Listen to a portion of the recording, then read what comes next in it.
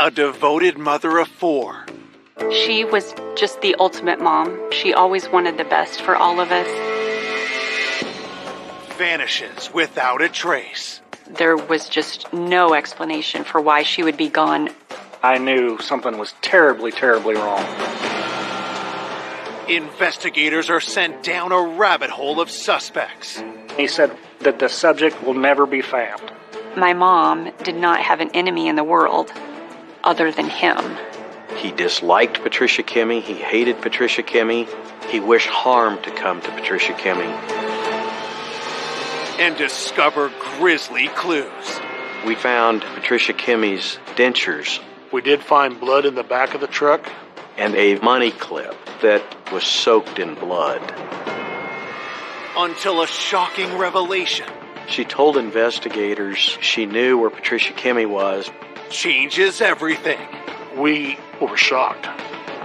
That's one of the most evil things you can do.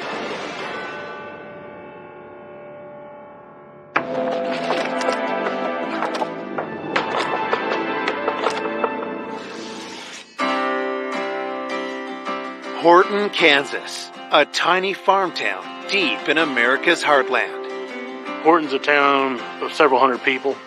It's kind of a quiet town. Overall, there's not a lot of crime. Horton is a rural area surrounded by cornfields. Everybody knows everybody. It's just a typical Midwest small town.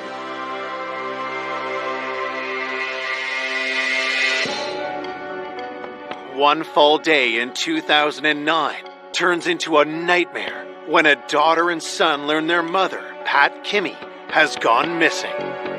That Saturday, I got a phone call from my mom's best friend. And when I answered it, she said that she was concerned about my mom because they were supposed to go on a shopping trip that day, and my mom had actually never answered her calls. I knew that was very strange. I jumped in my truck and went out there to my mom's house. Her jacket was in the kitchen. Her purse was sitting there, and her phone. Everything was there but her. Very quickly after, my brother Tony arrived and said, "You need to call the sheriff. This is not right." Mom, she did not go anywhere without her cell phone. It was in her pocket 24/7. So that was an immediate flag right there that something was wrong. I can't explain the fear over that because there was just no explanation for why she would be gone. Alarmed, Rita and Tony call 911. A sergeant arrives at the house at 9:45 a.m. He immediately notices troubling signs. On the front porch, there was a wooden gate that went across this staircase, and this gate had been broken in half and had been pushed off the porch. I noticed that the door was standing open, but the deadbolt lock was out. A rug in the front door foyer was messed up as well, and it appeared to me that maybe there was some type of struggle. I immediately treated it as a crime scene. Investigators head to the scene in search of clues as to what could have happened to Pat Kimmey. The house was well arranged. There was no sign of really anything inside the house that had been disturbed. There was a computer that had been left on. The investigators were able to tell from looking at the computer the time of the last keystroke.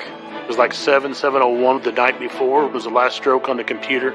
So we believe she was on the computer when maybe there was a knock on the door. Detectives look for clues outside the home. We found Patricia Kimmey's car and car keys were at the home. Obviously, she did not leave with her own vehicle, so she must have left with somebody else. We also had discovered several droplets of blood on the gravel rock portion of the driveway. After we looked at all the stuff, the door and the broken gate, the blood in the driveway, our thought process was, she's been kidnapped. At that point, we still were considering a missing person. Maybe she was taken by force. Police break the hard news to the family that they believe Pat has been kidnapped or possibly even a victim of foul play. We had hope we're going to find her. But When they found the blood, it was just, your heart sank. Who took her out of her home, and what did they want with her? And I just leaned over and said, Rita, do you think she's coming back? And Rita got tears in her eyes and said, no, I don't believe she is. Born in Kansas in 1951, Pat's youth was full of joy. She was a very big farm girl at heart. She grew up on a farm. She loved animals and always wanted to be a veterinarian. In her late teens, Pat fell in love. My mom met my father, Eugene Kimmey, in high school, so they started dating. Nobody loved him like she did. In 1971, Pat and Eugene got married. Eugene ran the Kimmey sawmill he had inherited, while Pat was a devoted stay-at-home mom to their 4 kids. There wasn't anything that meant more to her than her family. She was just the ultimate mom. She always wanted the best for all of us. As the years passed, cracks started to appear in Pat and Eugene's marriage, and the relationship crumbled. Eugene was very controlling. To him, she couldn't do anything right. He didn't want her going anywhere. He wanted her to stay at home. In 2008, the couple called it quits. Following the divorce, I could see a difference in my mom. And I think there was a sigh of relief to her that she could finally live life freely instead of being under the thumb of Eugene. Now, all that is left is a trail of blood and a list of unanswered questions. As news of her disappearance spreads, the community unites in their search for Pat. We got as many people together as possible. We lined up and we started walking, looking for any signs of Pat. Pat was very well loved in the community. It was obvious from the support that the community gave us. Hundreds of people came out, 50 feet apart, spread, walking through the fields. It gave you chills to see something like that. While the search continues, detectives ask Pat's kids if there was anyone who might have wanted to hurt their mom. Rita and I both looked at each other and then looked back at him, and I said, Eugene Kimmey is the only one we know of. My mom did not have an enemy in the world other than him. As investigators learn more about Eugene, a disturbing picture begins to emerge. He was often drunk. A lot of times he was very argumentative, and his drinking was never under control.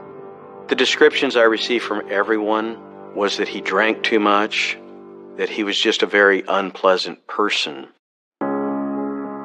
My mom found out that Eugene had cheated on her, and that was something that truly broke her heart. All of us told her, get out. Nobody should have to put up with that. So that's when she decided enough was enough. Pat divorced Eugene a year before she went missing.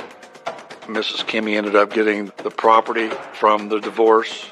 Pat had won a very large settlement with the alimony payments being made. There was a huge payment going out every month to the sum of about $2,300. So he was bitter about that. Eugene said it was unfair, was constantly complaining to everyone the amount of money he had to give her, and Eugene didn't think she was entitled to anything. Detectives also learned Eugene had made sinister remarks about his ex-wife. People in the community told us that he had made comments about how he wished she was dead. He was constantly saying that he wanted her gone. He had actually been telling people that he would like my mom to just disappear.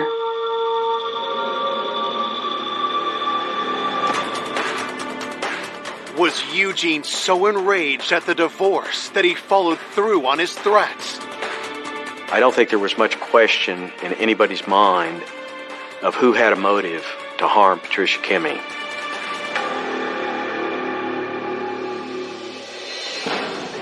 Coming up, investigators uncover a web of alarming secrets and lies. You could tell that the woman was filled with guilt. He lied in every interview. Why did he do this if he wasn't involved in this case? His story, it changed every time. While family descend into despair. We were all very fearful at that point. I knew it was not going to turn out good. Before the truth blindsides everyone. She was fighting for her life, kicking on that ground. You really couldn't make up a case like this.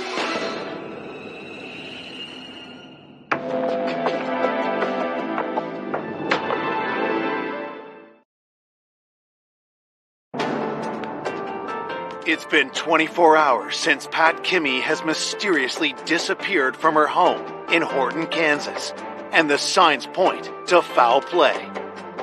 Police already have their first suspect, Pat's ex-husband, Eugene Kimmy. He was upset about the divorce settlement, and he made it very clear that he disliked Patricia Kimmy. He hated Patricia Kimmy. He wished harm to come to Patricia Kimmy. And he would tell that to anybody that would listen to him. Had Eugene finally made good on his threats? Detectives question him at the Kimmy sawmill. Eugene Kimmy denied that he was involved with Patricia's disappearance. He said, yes, I'm upset after the divorce, but he says, I would never harm her. Evidence at the crime scene indicates Pat was abducted around 7 p.m. So investigators ask Eugene where he was during that time. He said he went to sell logs that day. He came home, he ate supper alone, and then later on he turned a movie on TV and watched it until he fell asleep. And so he really had no one that was with him at any time during that period that could vouch for him. Unable to rule Eugene out, police obtain a warrant and search his home and sawmill, but find no evidence to tie him to Pat's disappearance. We had nothing concrete to put him anywhere near the scene. There was no evidence of anything to put Eugene at Miss Kimmy's house that night. Eugene Kimmy is put on the back burner. As the search for Pat continues, a telling discovery is made about a quarter mile from her house. One of our deputies located a camouflage baseball cap. It was just out among the weeds, and it seemed out of place. It had a writing on the front that said Sailor's Insurance Company. I instructed him to photograph it and collect it as evidence. Knowing there had been heavy winds in the area overnight, investigators expand their search and find more evidence just a half-mile west. They find a money clip that had some U.S. currency attached to it, and that currency was soaked in blood.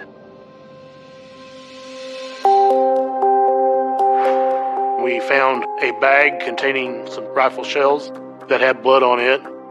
There was coins on the roadway that had blood on them. All these items was collected and sent for DNA testing. And then just to the east of that, there was an area in the grass that kind of been pushed down. They noticed that the grass was matted down in an area about the size of a person, which led them to believe that a person had been on the ground in that location. And then as they examined that closer, they began to find blood drops. That was when they knew we have a second crime scene. Because of the blood on the money clip, the blood on the coins, the activity in the grass that had blood on it, we knew something significant happened at that scene. I and Larry both thought, this is not good. We were hoping to find her, but I just knew this is not going to have a good resolution. Police unearth one more chilling piece of evidence down the road. Law enforcement called me telling me, we just found Patricia Kimmy's dentures. And I was asking them, well, how in the world do you know they're Patricia Kimmy's dentures? And they said, because her name is printed on the inside of them. And it clearly was her dentures. I don't think anybody doubted that there had been foul play. When we found the dentures with their name on them, we all thought that, this is probably a homicide now. The grisly discovery forces Pat's family to face a grim reality. We knew that she had been there and that something really awful had happened to her. My heart just sunk because then I knew something was terribly, terribly wrong. While the roadside evidence leads back to Pat, nothing points to a killer until an officer sees something close by. There was a receipt found. The receipt had a date and time stamp on it. It was dated November the 6th, the night of Patricia's disappearance. It was from a Walmart store in Hiawatha. We was able to go up and track down who the person was that done this transaction. Police bring the customer, a local teen, down to the station. We asked him what he was doing in the area, and he said he went out there with his girlfriend. They were sitting there under the stars, had a cooler, left the area, forgot to put the cooler in the vehicle. And he had returned to that location to retrieve his cooler. He was able to then describe seeing a very unique vehicle in the area that was stopped along the side of the road in the vicinity of Mrs. Kimmy's home. And that vehicle was unique because it was a red pickup truck that had dual wheels on the back. What the teen tells police next leaves them stunned. He also described that as he drove past that truck on the side of the road, he could see what he believed was a pair of legs in the deep grass, and that those legs were possibly kicking, as if someone was laying on their back in the grass and kicking their legs. We all thought that, someone was fighting for their life, and as close as it was to Mrs. Kimmy's house, we immediately thought, well, that was probably Pat on the ground. It was a good break, and it was something that we knew we were going to have to start focusing on and find out who was capable of kidnapping and murdering Patricia Kimmy.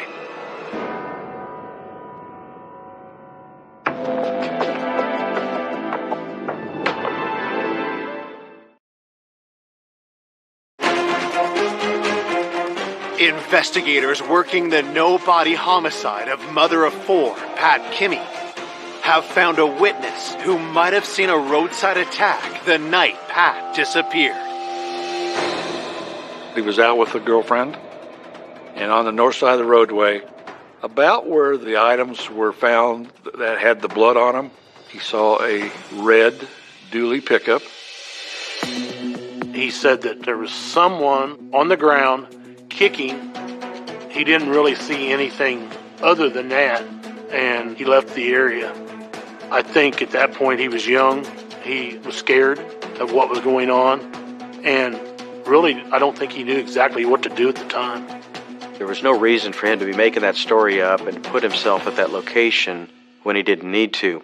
So his story was pretty believable. The gal that he was with, we talked to her.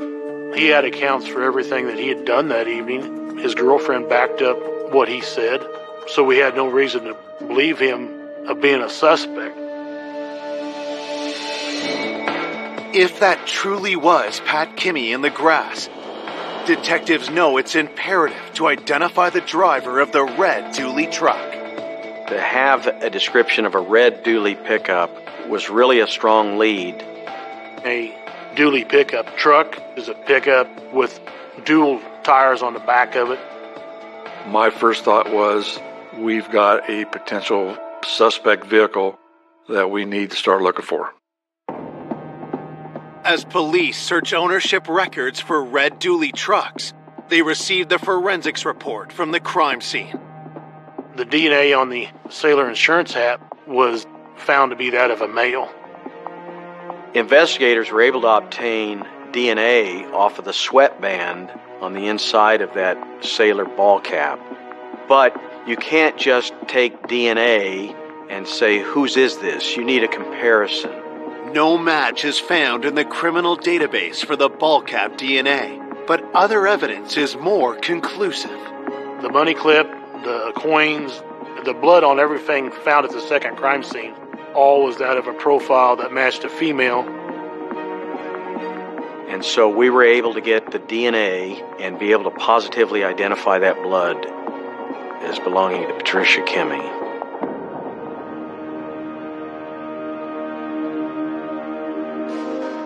While the results are encouraging, detectives still don't have a body or a primary suspect.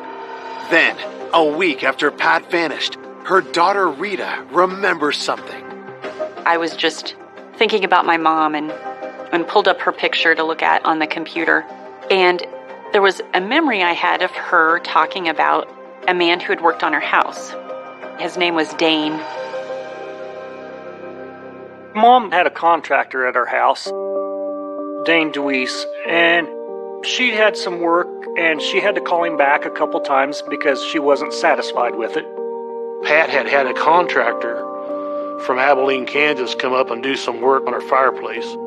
And she had some disagreements with the contractor that something wasn't correct. So I got to thinking about that and pulled him up on the computer, and he had a police record. So that was very concerning. Just thinking about the fact that he had been around her, he had access to her home. And what really raised a flag with him is when we found out he drove a red pickup. Well, we're on to something now. Could Pat and Dane have gotten into an argument about his work, causing him to violently lash out at her? Rita alerts police about Dane, and they immediately bring him in for an interview.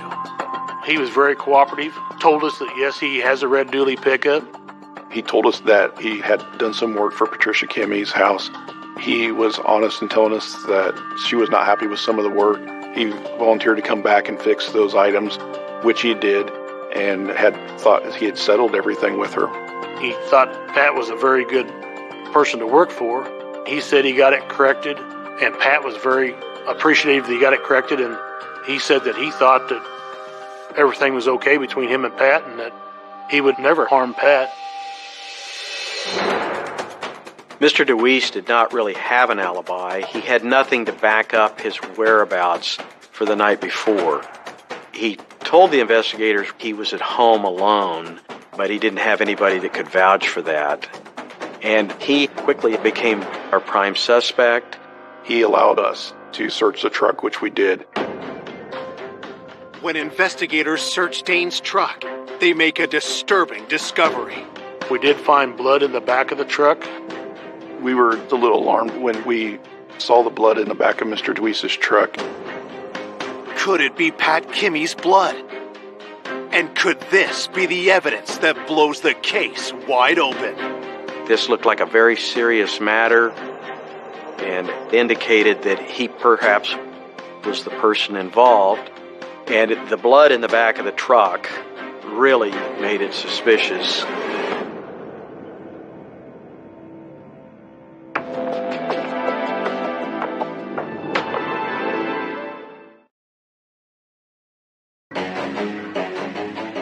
It's been a week since Pat Kimmey was abducted and likely killed.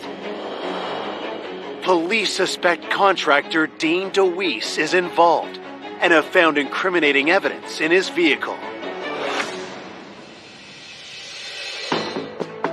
In the pickup, we did find blood in the back of the truck. Mr. DeWeese volunteered that he had recently been hunting for deer, and there might have been some blood and fur left in the back of the bed. We took samples from the truck of the blood to confirm his story. Detectives rushed the samples for DNA analysis. They were able to determine the blood actually was from a deer, and it was not human blood.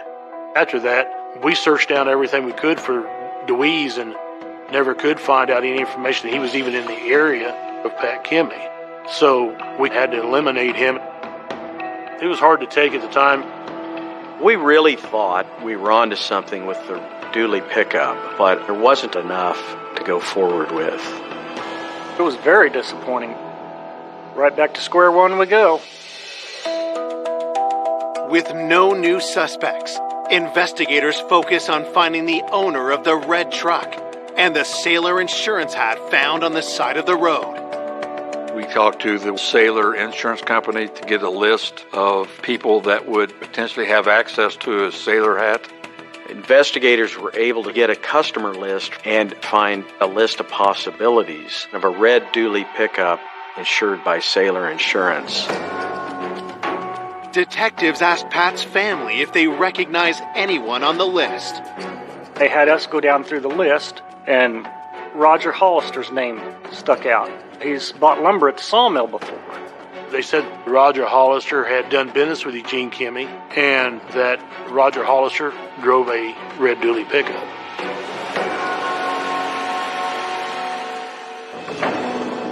Roger Hollister was reported to be somewhat of a hothead, kind of a person who got upset a lot, kind of a person who could be violent. He was not well liked, not a nice guy, and it was a major red flag for us. Believing Roger could be a major suspect, detectives rushed to the Hollister farm to interview him. We were able to contact Mr. Hollister at his house. He was wearing a neck brace. He was walking with a cane. We thought, he's a frail old man. There's no way he could be involved in this. Roger Hollister told investigators that he knew Eugene Kimmy. He'd taken logs over to be processed at the sawmill. But he had never been to Pat's house. He didn't know Pat. He denied any knowledge at all of the disappearance of Patricia Kimmy.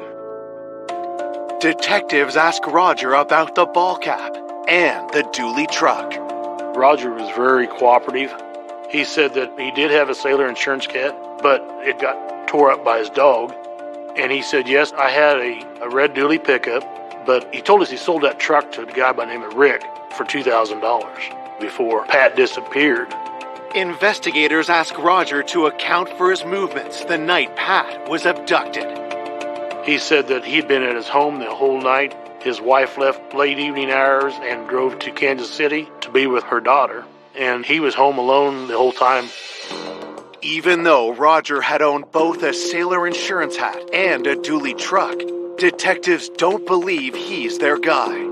We did have some doubt that Mr. Hollister could have been the person that done this because he had a neck brace on. He could barely walk. And they said he appears to be so physically challenged, we don't think that he would really even be capable of dragging someone out of their home and hurting them. At that point, we didn't think that Mr. Hollister could have been involved in this case. Detectives dismiss Roger Hollister as a suspect.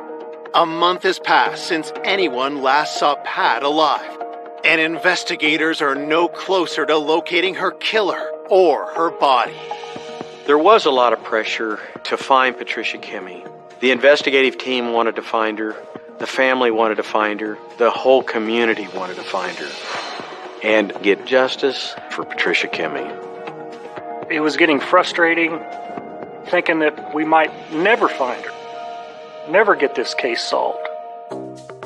2 months into the case, police catch a break when Pat's son Tony and nephew DJ show up to the police station with shocking new information. They told us that Roger Hollister went over to the Kimmy sawmill and he wants to talk to Eugene, but Eugene wasn't there.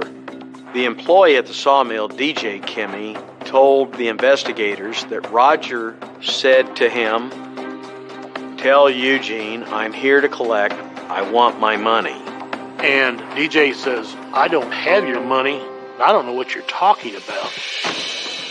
And Roger then said he had taken care of it in reference to my mom. And he said, well, I'm just here to recoup my money, that I took care of the subject. And he also stated that the subject will never be found. It was a major break in the case. We were on to something now.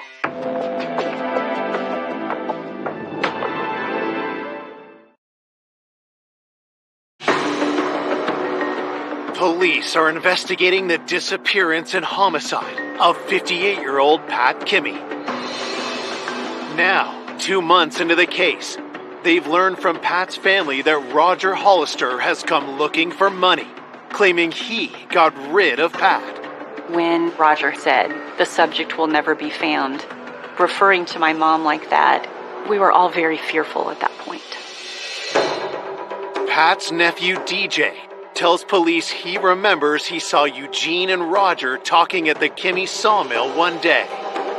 We believe that maybe Eugene was drinking, did not like the situation he was in with his wife, and maybe he made a comment to Roger, said he wanted to do away with his wife. As we confirmed, there was numerous comments made to numerous people to that effect. He didn't like the divorce settlement, lost land, he was making alimony payments. That's a strong motive for murder. So our thought process was maybe he was drunk, and maybe Eugene told Roger, "I'd pay somebody to get rid of my wife." Despite having previously ruled Eugene out, police circle back and check his finances for any evidence of a payout. Law enforcement went through Eugene's bank records, and there was no activity on his checking account. We saw no indication that money was actually paid out. We executed a search warrant on the sawmill of Eugene Kimmy, but we really didn't find anything that would substantiate Eugene's involvement in the case. Undeterred, detectives focus on tracking down the red dually truck Roger had once owned. Initially told us that he sold that truck to a guy by the name of Rick for $2,000. We searched a VIN number for a pickup belonging to Roger Hollister, but it was not put in the name of anybody by the name of Rick. And we found out that the truck was actually sold to a dealership in Tecumseh, Nebraska. Investigators learned that Roger bought the truck back from the dealership 12 days after Pat went missing. He lied about his truck being sold. Why did he do this if he wasn't involved in this case? When police bring Roger to the station for another interview, they cannot believe their eyes. He was not the same person as he had been. The first interview with Roger, he wore the neck brace, he walked with a cane. But now he comes through that door like there was nothing wrong with him whatsoever. We were very shocked. I don't think anything at all was wrong with Roger Hollister. I think he just was using that as a front for everything that was going on. Anytime a suspect is untruthful with you, that just makes them look all the more suspicious. Roger tells police he went to the sawmill to buy lumber and denies speaking to Eugene or DJ about Pat or any money. But when pressed about the truck, his story changes. Roger said that he'd sold it to a group of Mexicans that were passing through the area. He did not know their names or anything about them. That sounded fabricated. His story, it changed every time. With suspicion growing, detectives ask Roger for a DNA sample. When the results come back, the news is conclusive. We found out that the DNA on the Sailor insurance hat belongs to Roger Hollister.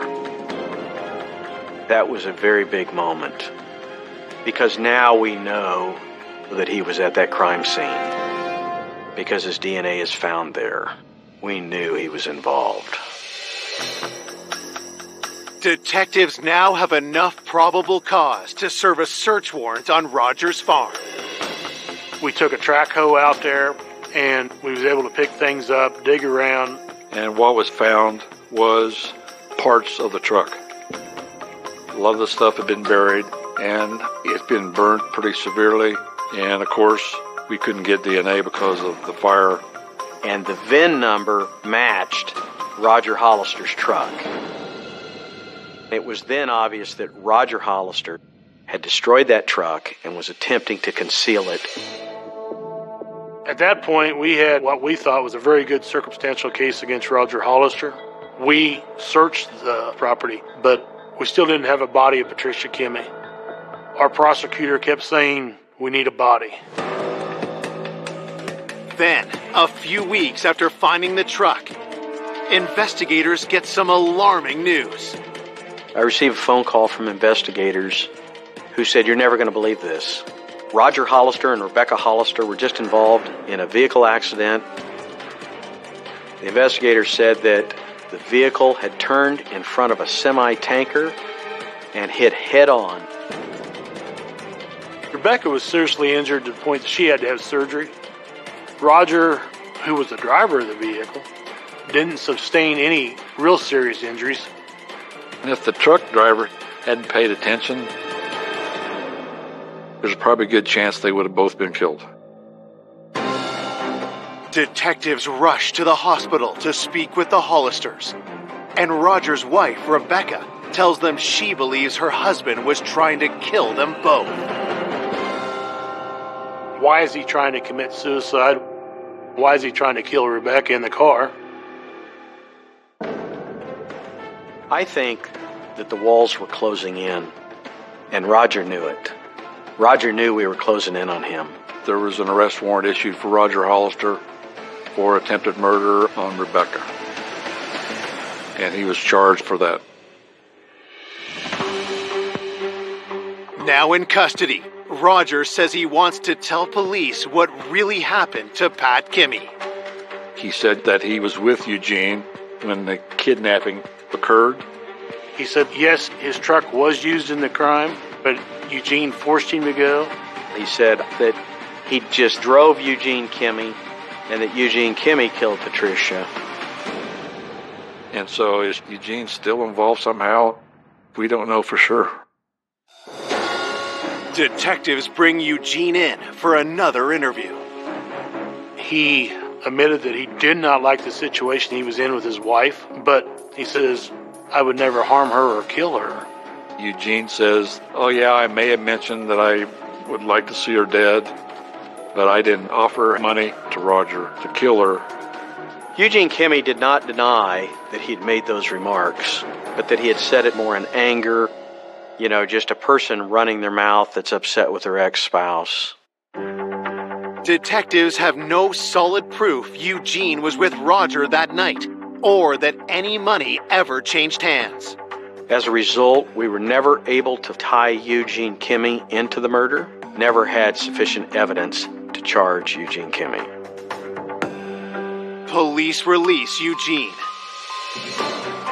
Then, 6 months after Pat's disappearance, Rebecca Hollister asked to meet investigators. She was very upset. You could tell that the woman was filled with guilt. She told investigators that she knew where Patricia Kimmy was, and she wanted to take them to the body.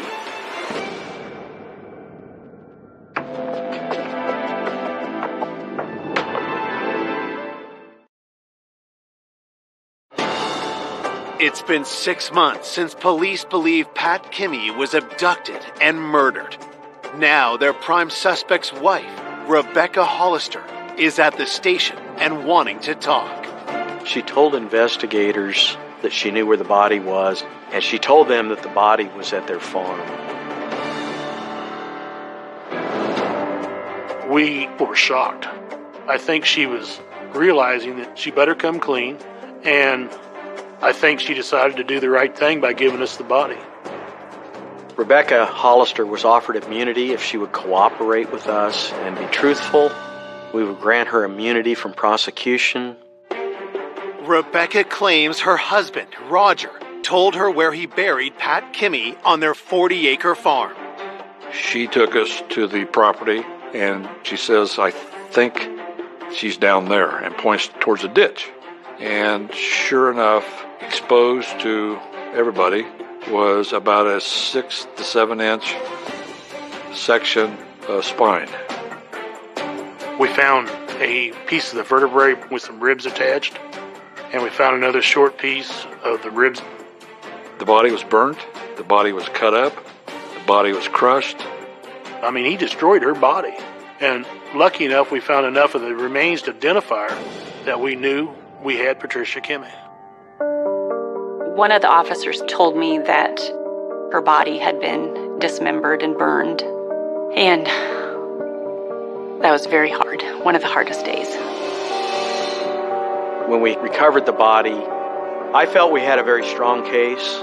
I felt we had the right man. I felt we had the evidence to convict him. On June 4th, 2010, Roger Hollister is charged with first-degree murder. At the trial, prosecutors present a picture of what they believe happened to Pat the night she was murdered. Roger went to her house, got her to open that door, and when she did, Roger pushed through, was able to grab Patricia, subdue her, and take her out to that truck. He got her into that truck and took off down her driveway. As he turned the corner onto the gravel road, she somehow got away from him. She jumped out of that truck, and he pursued her into that ditch. There was a confrontation. I think she put up one heck of a fight, and she was fighting for her life when she was killed, kicking on that ground. We believe that Patricia Kimmey died on the side of that road where the evidence is found, and that he then got her into that truck, returned back to his farm, and tried to burn the body, and then chopped up what was left and buried it there on the side of the creek. And then he went and tried to get his money. We were never able to recover any financial records indicating any money changing hands. But yet we knew that had to be the motive because Roger Hollister had no other reason to kill Patricia Kimmey other than hoping to being paid by Eugene Kimmey. We believed that maybe Eugene was mouthing off about paying to kill Patricia and that Roger heard that. I think that Eugene made one of those drunken comments that he would like to see his wife dead, and Roger acted alone and went out and done it. That was a very big shock. You really couldn't make up a case like this, and it really was like something written for TV, but it wasn't. It was real. To cut a body up and burn a body up, that's one of the most evil things you can do. It was very unexpected. There was a lot of twists and turns, but ultimately we just wanted justice for Mom. On March 1st, 2011, a jury finds Roger Hollister guilty of murder. At the sentencing, Roger got life without the possibility of parole, so we knew once he was in prison, he was not coming out until it was a pine box. 2 years after being convicted, Roger Hollister dies in jail from ill health.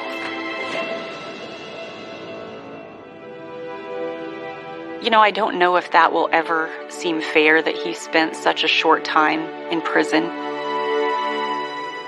It wouldn't be enough if it was 1,000 years for taking our mom's life. I think we all just hope to be half of the person that she raised us to be. Our mother was a saint on earth, the kindest woman you'd ever meet. There's no doubt in my mind she's in heaven with God above. You just miss her every day.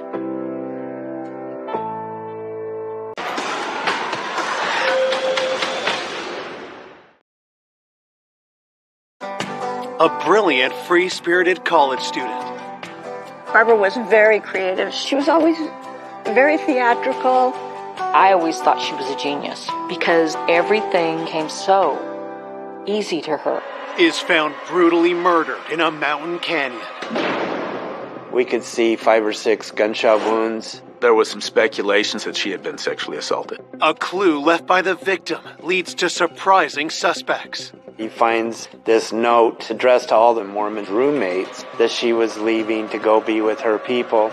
Just how bad was this relationship with her roommates, and what could it cause anyone to do? And a series of bizarre twists. He's telling us that bullet holes were in a triangular pattern, and that's a sign of a possible Satan killing. Somebody took her up there into the woods. This was potentially a sacrifice. Until the evidence reveals a killer no one saw coming. There was DNA from the soil that was underneath her body. It was like finding a needle in a haystack, a big haystack. It just didn't seem like somebody who would kill somebody. It was just the biggest shock you could fathom.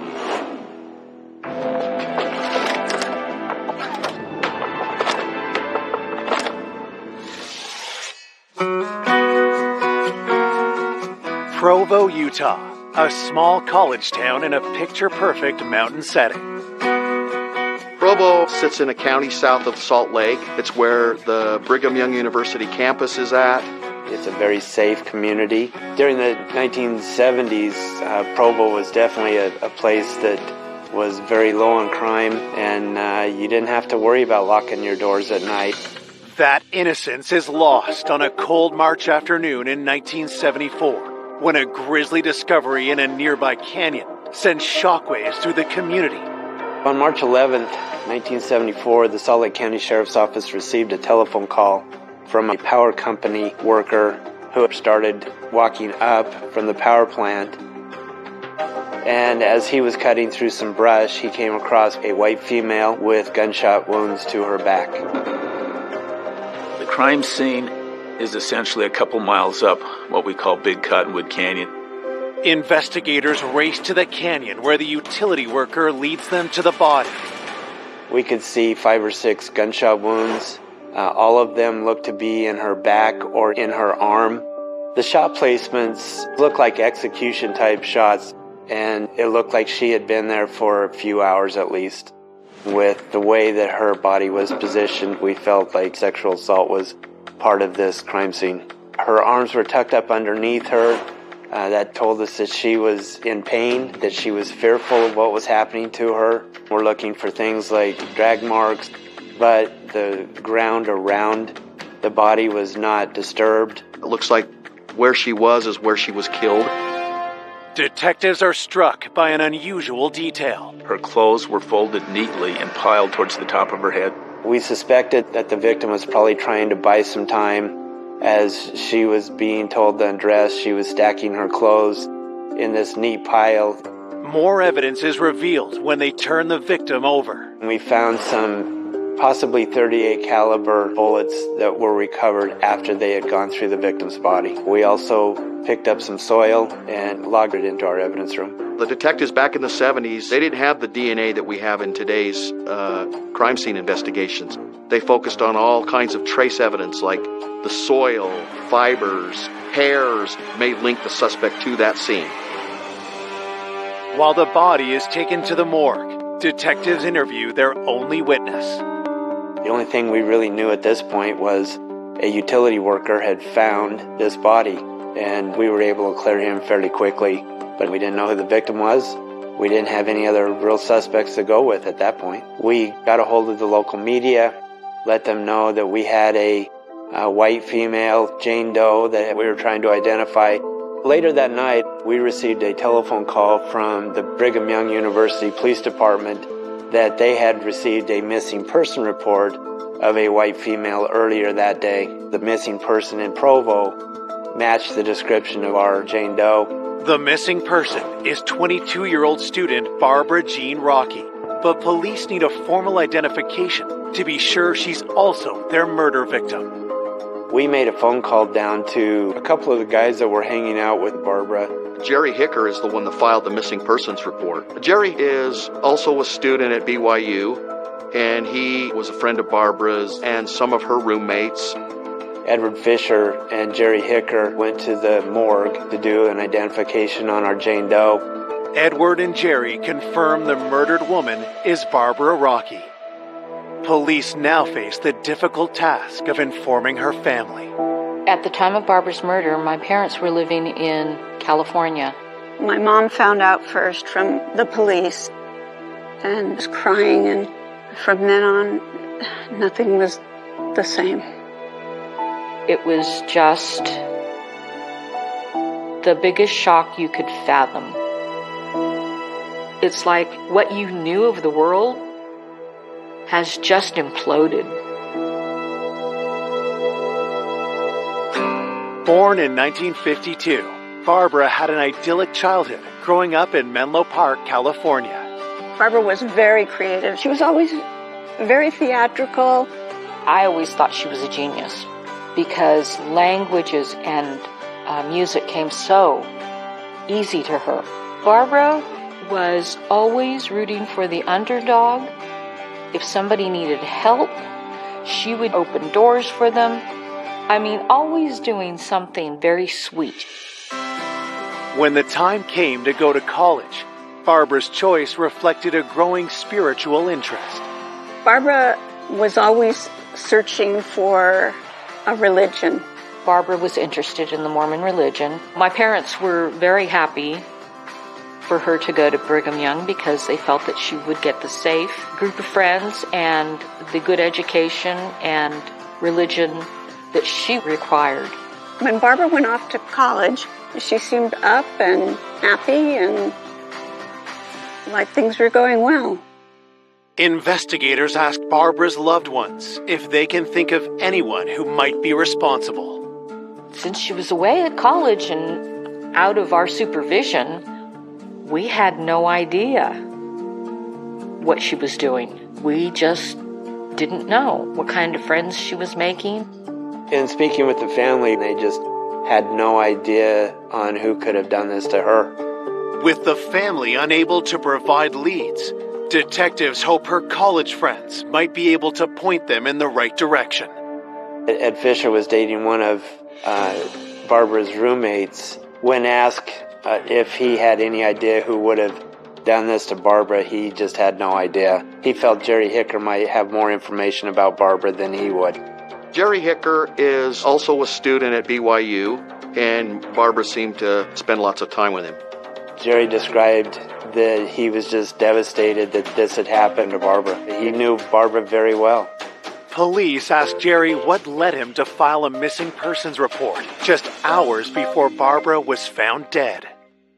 He said that he had gone skiing the day before, used Barbara's car to take the skis back, and then he met up with Barbara on March 11th at about 10 o'clock in the morning and gave the car keys back with plans to meet up later on to go grocery shopping.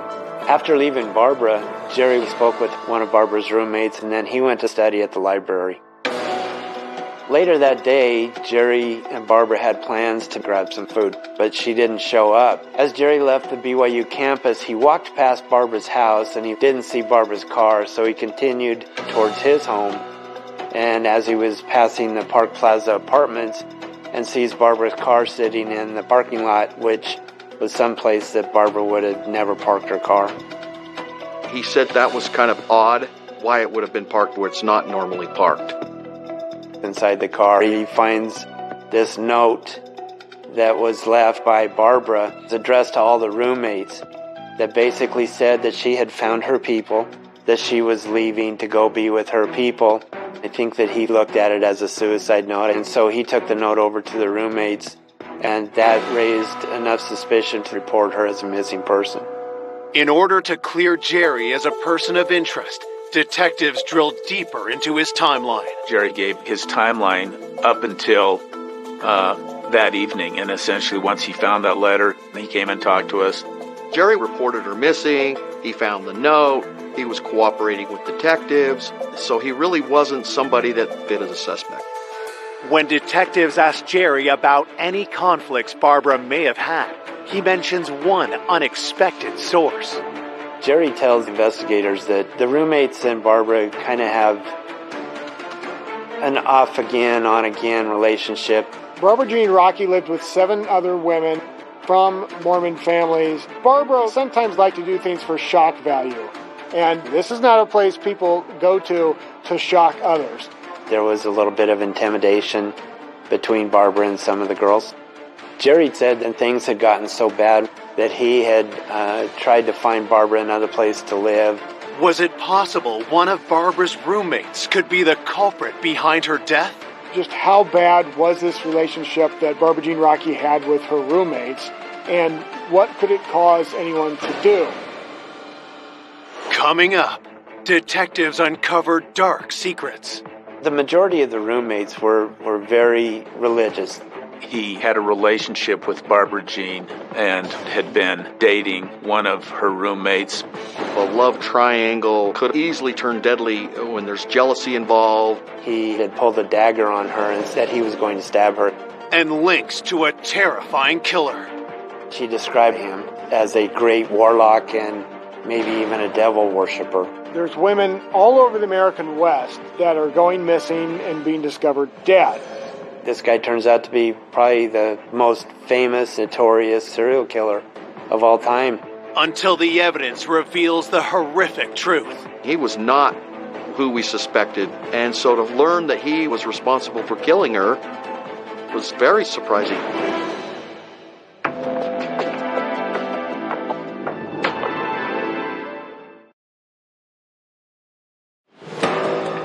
After 22-year-old college student Barbara Rockey is found shot dead, police have discovered she had clashed with her roommates and bring them in separately for questioning. The roommates had only known her since January when Barbara moved into the house, and going to their predominantly Mormon school, Barbara really didn't fit that mold. She was from California and she was more of a free spirit. She was somebody who was very opinionated and was not a conformist. Barbara Jean Rockey's roommates say that she was kind of dating around, not necessarily saving herself from marriage, and it was generally not accepted. The roommates were very religious. They attended church faithfully. I think Barbara would probably experiment with different religions just to expand her knowledge, and at times would do things that would maybe scare them. Barbara Jean's roommate said she was kind of into witchcraft, so she was attracted to that lifestyle a little bit. They didn't want to be a part of Barbara's life, so they would keep her at arm's length. Had one of Barbara's roommates lashed out and done something unthinkable? Being more of the typical LDS BYU student, you just wouldn't think that somebody like that could kill somebody, but until you do the leather work on it, you can't clear them. Detectives work to verify the roommates' alibis. Once the investigators corroborated all the stories and looked at the timelines, they were able to clear the roommates as not being somebody that had killed Barbara. As detectives continue asking the roommates about Barbara, they learn some startling new information. Investigators found out through the interviews of the roommates that Barbara would carry a .357 revolver pistol. Some of the roommates described Barbara as being maybe a little bit paranoid, where she would think people were following her. In 1974, people weren't just walking around with guns the way they do today. So if a 21-year-old college kid was walking around with a .357 Magnum pistol, who was she afraid of? Detectives get more surprises when they search Barbara's vehicle. When the investigators looked in the rear of the vehicle and they found ammunition and targets, things that you wouldn't expect in a female BYU student's car. Did Barbara feel like she needed to have a gun? Did she practice with the gun? Was somebody after her? We weren't sure what all of that meant at that point. The car was fingerprinted, but there was just nothing of good forensic value that we could come up with at that time. With more questions than answers, detectives turn their attention back to the note Barbara's friend Jerry had found earlier in Barbara's car. They found a victim, shot multiple times, and then someone else finds this note in her car that says she's leaving to be with her people. And what's the purpose of this? The investigators were wondering if the note was even authored by Barbara, so they do some handwriting analysis on it and sent it out to have that done. While detectives await results, the autopsy report comes in. At that time, they came up with 6 bullet hole entrance wounds. The shot in the arm was probably the bullet that killed her because it went back into the chest and hit some vital organs. And the final wounds were when Barbara was turned over and on her stomach, and the entrance wounds were in her back. Being shot in the back is a good indicator that the person is known by the assailant. He doesn't want to see their face when he kills them. At the autopsy, the medical examiner took swabs of both her rectum and her vaginal area to try to preserve any evidence that might be there. The autopsy report indicated no definitive evidence that she had been sexually assaulted. With the autopsy offering no new leads, investigators turned their focus to any romantic relationships Barbara may have had. They were talking with the roommates more about other men that may be in Barbara's life, and they came up with a guy named Richard. They knew that Barbara was very much infatuated with him. She spoke about him all the time, even called him her boyfriend. As police focus on Richard, they make a disturbing discovery. They had asked if Richard had ever been violent towards Barbara, and Barbara had relayed one story that Richard had pulled a dagger on her and that he was going to stab her. This was not the only alarming story Barbara's roommates relayed to detectives. About a month before Barbara was murdered, she reported that her gun was missing, and that raises all kinds of concerns. She reported it to campus police, and then, to my knowledge, she never got that gun back. A .357 revolver would have fit with the potential murder weapon that killed Barbara. She had expressed concern to her roommates that the person that had taken the gun may use that gun on her, and the roommates just kind of dismissed it. But now that Barbara was found shot to death, the roommates were concerned for themselves as well. Having that information, the investigators really wanted to find out who Richard was. At this point, all we have is Richard's first name. He's willing to maybe take a dagger and stab her. We strongly felt that he could have been responsible for her murder.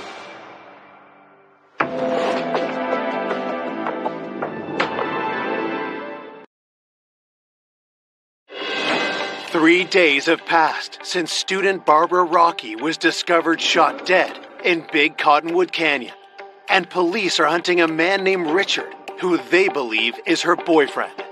This could be the person that killed Barbara, but all we have is Richard's first name, and so we're kind of running into a dead end. With no way to identify their potential prime suspect, detectives catch a lucky break. Out of the blue, a guy named Richard Finder calls into our department and tells us that he knew Barbara Rockey. Richard Finder initiated contact, offering his services to basically try to help them solve this case. First question we had was, is this the Richard that we've been looking for? As investigators prepare to meet with Richard Finder, they learn everything they can about him. We find out that he's in his 30s, and he's a self-proclaimed psychic.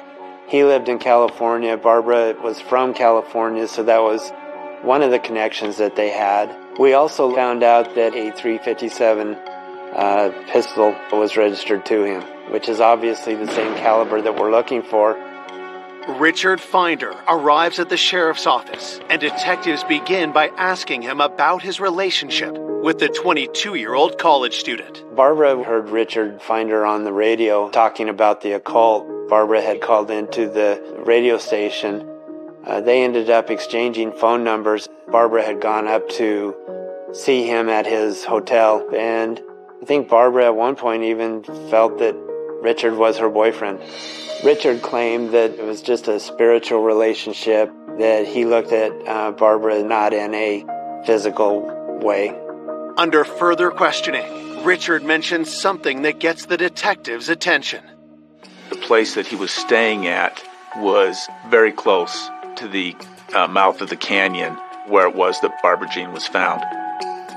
Detectives cut to the chase and ask Richard where he was on March 11th, the day that Barbara was killed. He tells them that he was in Salt Lake at the time of the murder. He said that he had gotten up and had some breakfast, and then he went over and helped a friend do some construction work on a house all day long, and then he went back home and went to sleep on the couch. Detectives set to work checking out Richard's alibi. The guy that Richard Finder was staying with did confirm that Richard was with him in the evening, but he could not confirm the times that Richard told us about during the daytime. With holes in Richard's alibi, detectives dig deeper into his claims about his relationship with Barbara. Our investigators talked to Barbara's therapist, and she just really got the impression that Barbara was in love with Richard. The therapist reveals another way the relationship was less innocent than Richard made it seem. Barbara described Richard as a great warlock and maybe even a devil worshiper. I think that the satanic and the witchcraft, it's not too far-fetched to think, okay, somebody took her up there into the woods. This was potentially a sacrifice. When police confront Richard with these allegations, his response is even more alarming. He's telling us that he's having these dreams and that she was shot in the back in a triangular pattern, and that's a sign of a possible Satan killing or devil worship. Richard also told us that he had a vision that the murder weapon was also thrown into water.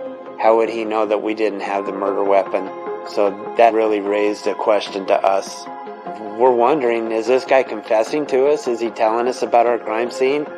He has all of this knowledge. Is this guy the one that killed Barbara that day? When you start putting all of these things together, it made Richard Finder a pretty good suspect. Despite the circumstantial evidence stacking up against him, detectives need something more concrete. So we collect all of his weapons for ballistic tests with the projectiles that we located from Barbara's body. We received the results from the ballistics test, and they were not a match. And that pretty much blew up most of our case with Richard Finder. Detectives pin their hopes on the results of the handwriting analysis on the note found in Barbara's vehicle. Maybe she wrote the note under duress. Maybe she was forced to write the note. That could be a significant clue, especially if it's determined that our victim didn't author the note. It's like someone's writing a suicide note for someone else.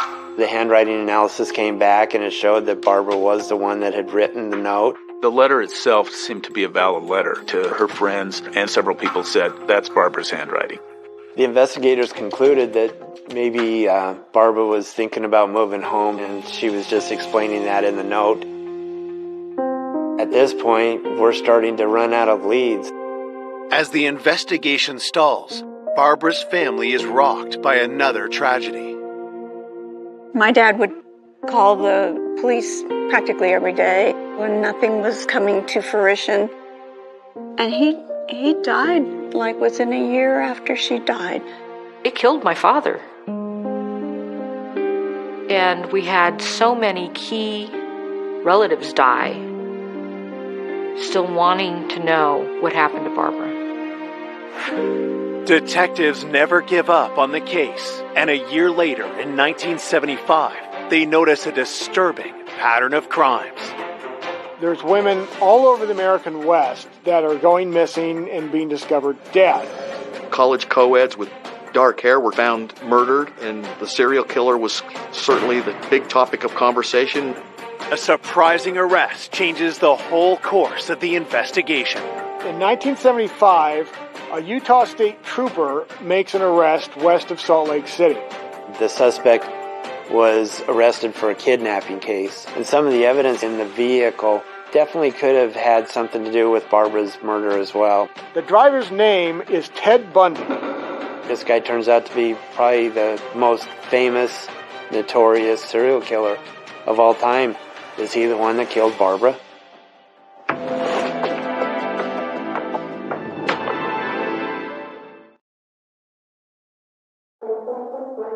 A year and a half after the murder of Barbara Rockey, the investigation is sparked back into life by the arrest of notorious serial killer Ted Bundy. More and more that police start investigating Ted Bundy, the more connections they find to missing and murdered women all over the country. In 1974, Ted Bundy was also in the Utah area, going to school at the University of Utah. Barbara Jean fit Ted Bundy's profile. She was a college student. She was a brunette, and she was the age that Ted Bundy seemed to target. Ted Bundy had a reputation of being a very charming man. You know, he was a good-looking guy and was kind of a smooth talker. Ted Bundy would act like he was hurt and ask for some assistance from a female, and that would have fit right with the personality of Barbara. She would have helped Ted Bundy if he had approached her. With Barbara fitting the profile of Bundy's victims, detectives connect with the FBI. The investigators were able to get a hold of a timeline that the FBI had prepared find out what his whereabouts were on March 11, 1974. When the investigators looked at Ted Bundy's timeline, they found that he had an ironclad alibi for that day because he was in Washington committing another murder. With Bundy cleared, the Barbara Rockey investigation grinds to a halt. The investigators had done everything forensically that they could. They had done all the interviews that they could. They had looked at all the suspects that they could, and the case just went cold. Once the case was cold, we pretty much accepted that it was not going to be solved. When a case goes cold, it definitely affects the family every bit as much, if not more, than the investigator. They just want someone to be held accountable for their daughter's death.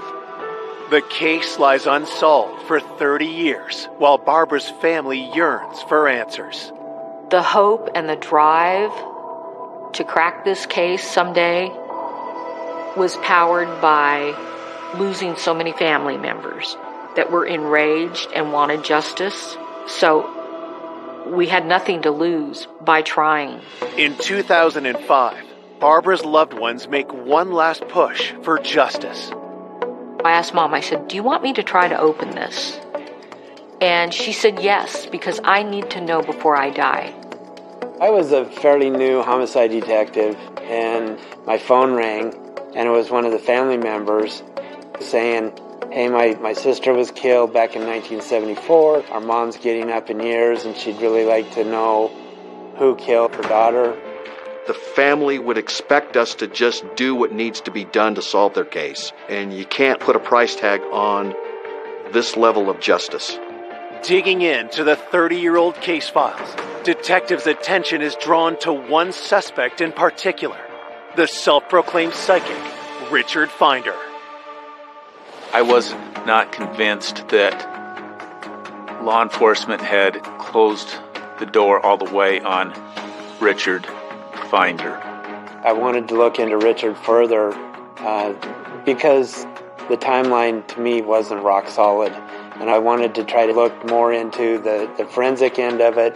DNA and the ballistic stuff has come a long ways since 1974. As I'm looking through each piece of evidence, I'm trying to figure out if that would have any forensic benefit to having tested. While evidence from the original crime scene is sent to the crime lab, investigators dig deeper into Richard's version of events.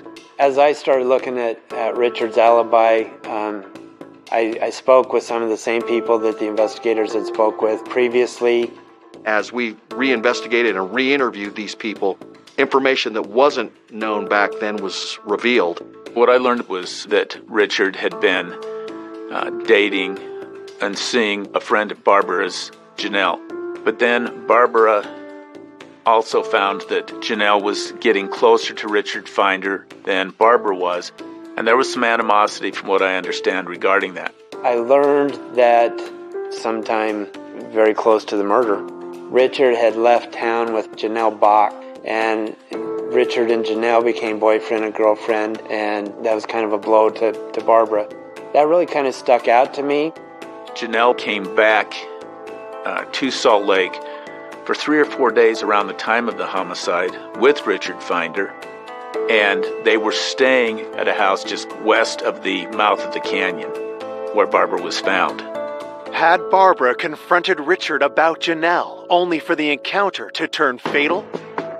Because of this relationship between Janelle and Barbara, and because Richard Finder supposedly had guns, and then because of his witchcraft and the possibility of human sacrifice, Richard Finder was up there on the list as a potential suspect. Investigators try to bring Richard in for another interview. Unfortunately, we found that Richard Finder had passed away. But really, the only avenue I had was to go talk with Janelle. Was Janelle the only living person who knew what really happened to Barbara? I didn't see any information in the case file where Janelle Bach had really given a good interview about Richard Finder, and so that was the place that I wanted to start. Barbara was upset that Janelle had essentially taken Richard Finder. So when they came back, there's this potential triangle and some jealousy. It placed some suspicion on Janelle. Anytime an investigation reveals some sort of a love triangle that can easily turn deadly when there's jealousy involved, and all of a sudden the whole thing shifts from one guy to the person that's least suspected.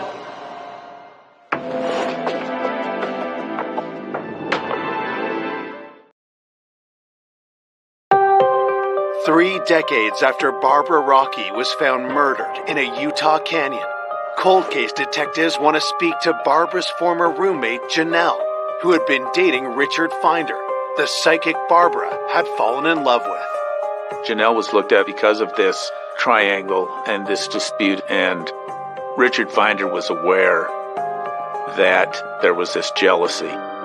Detectives want to know if either Richard or Janelle had the opportunity to kill Barbara. They were back in Salt Lake for 3 or 4 days on a ski trip during the time of Barbara's demise, but they never went skiing. And they were staying at a place that was close to the crime scene where Barbara was found. Janelle was able to give me a timeline that she was with Richard that day, and the hours that she wasn't coincided with the times from the initial investigation. It was confirmed with others that she was very sick when she came up here. She didn't even leave the house, and she was being taken care of by Richard Finder during the time of the homicide and was not in that area. Janelle Bach was able to give me enough information to make me feel that he definitely was not the killer of Barbara, and she was not a suspect any longer. Undeterred, detectives scour through the files from 1974, looking for details the original investigators may have missed. As I was going through the case file, Jerry Hicker's name kept popping up. So Jerry's early role in the case was he was one of the last people to allegedly have seen Barbara Jean at about 10 o'clock in the morning. He reported her missing, so he really wasn't somebody that they were looking at as having a role in her death. They were really good friends. That came through in the investigation, but I wasn't satisfied about him not being a suspect. Detectives reach out to Barbara's former roommates, asking them about Jerry. Some of the roommates told me that, Jerry just didn't have a lot of friends, and Barbara was accepting of everybody. And Jerry just kind of latched on to Barbara, and I think Jerry had more romantic feelings for Barbara than Barbara did for him. I think that the roommates kind of looked at Jerry as basically kind of a stray pet that people were taking care of. He just didn't seem like somebody who would kill somebody. When investigators dig into Jerry's life after Barbara's murder, they make a disturbing discovery. Jerry had been accused of rape in the Provo area after Barbara's murder. When I found that Jerry was arrested for a sexual assault, I want to know, could Jerry have been the one that killed Barbara? Barbara's roommate had been away from Jerry for a long time. In the interviews, I found out that Jerry really had an obsession with guns, and that he helped Barbara find the .357 that she bought. He took her out, showed her how to shoot the .357. Jerry would always tell Barbara about how to load her firearm, leaving one of the cylinders in the revolver empty, and then looking back and seeing that Barbara was shot 5 times. Is that relevant in this case? We actually looked at the ME's report, and we couldn't really determine if she had been shot 5 or 6 times. There was the opinion that it was 6, but it could have also been through the re-entries and fragments, could have been 5. As I'm going through these interviews and I'm listening to what the roommates are telling me, he was a rock-solid suspect at this point. Detectives race to track down Jerry Hicker. I went to Jerry Hicker's house in Washington. I explained to him that I was looking at the Barbara Rocky case. Jerry immediately said, you'll have to talk with my attorney, and that he wasn't going to give me a statement. So at that point, I had nothing else to do but leave. With Jerry refusing to cooperate, investigators must find concrete evidence to link him to Barbara's murder. We wanted to see if with today's technology, that if there was a sexual assault, that there might be something suitable for DNA testing. I was pretty excited to fine that a vaginal and rectal swab had been taken on Barbara, because by now we were utilizing DNA testing, and I thought that I was going to be able to match those up with DNA that we got from whatever suspects were in the case file. Investigators hope that the swab test results will point toward Jerry. They didn't know about DNA in 1974, and they packaged everything in plastic.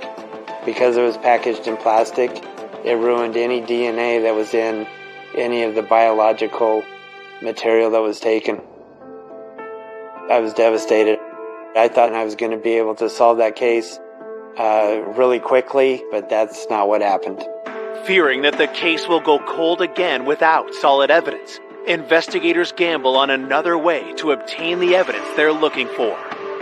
I took items that had not been tested yet from the original evidence to our crime lab to have them tested. The original crime scene evidence includes a soil sample from beneath Barbara's body.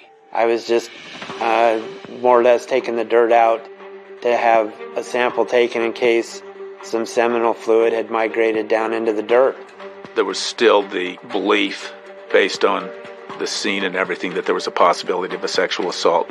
When I got the results of the test, surprisingly, we got a match that there was DNA from the soil that was underneath Barbara's body. After 30 years, had DNA analysis finally identified Barbara's killer? And what came back as a result of that testing was shocking.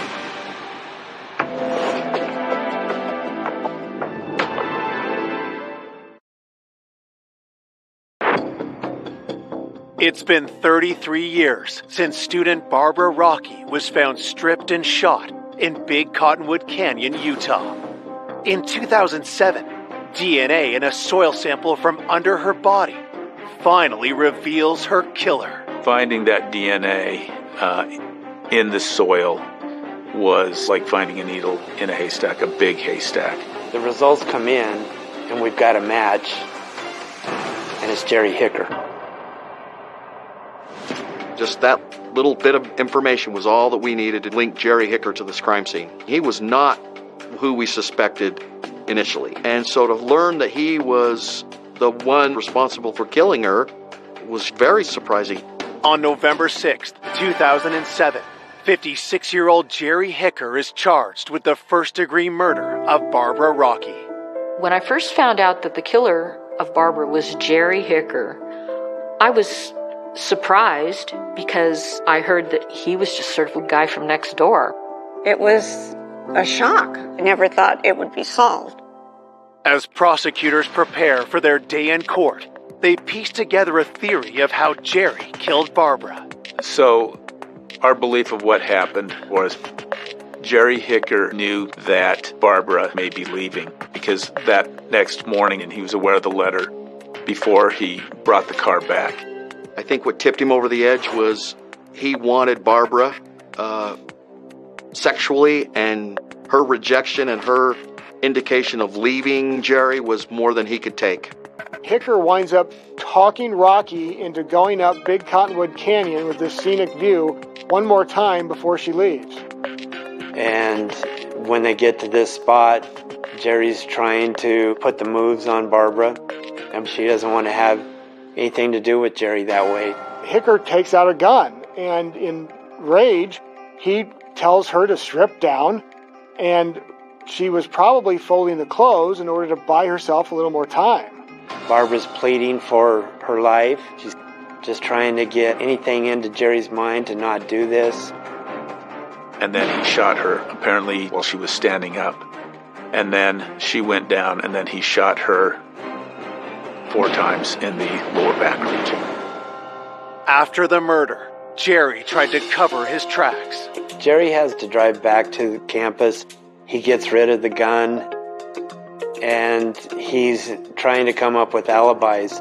He knows he can't park the car right there at Barbara's house, so he takes it over to the Parkway Plaza apartments, and that's where he decides he's going to use this letter making her a missing person. This was a young woman who trusted somebody.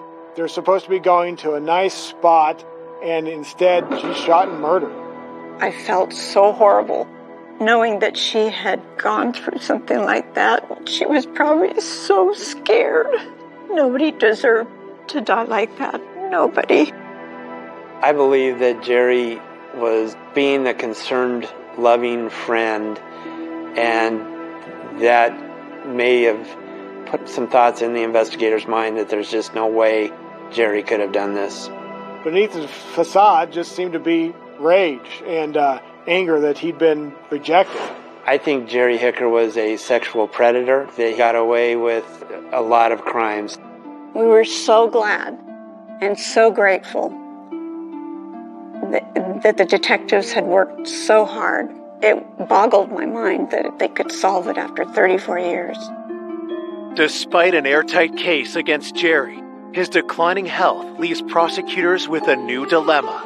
When I went to arrest Jerry, he had been diagnosed with cancer.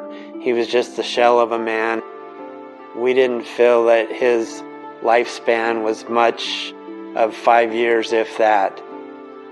So we worked out a deal that he would plead to a substantially reduced charge of manslaughter, and that he would be sentenced to the prison for 5 years, figuring that that would be a life sentence. Going with the plea deal was my mom's decision. She wanted him to say in his own words that he did it. She wanted those answers. Jerry Hicker serves 3 years in Utah State Prison, and in 2014, 5 years after pleading guilty, he dies of cancer. I bet you he had been looking over his shoulders all these years. I felt that his ill health was Barbara's justice. This is somebody that wasted away not only his life, he ruined so many people's lives by his selfish act. Barbara didn't deserve this. She had so much ahead of her, but the family does have some answers. That's the goal in my investigation. I think that in this case, justice was served, and that the family got answers that they would not have otherwise had. The thing I miss most about Barbara was the times that we used to blast Beatles music and sing and dance for hours and just being kids, you know. I remember her then. Barbara was such a giving person. I feel inspired by her ability to give of herself. And I try to emulate that.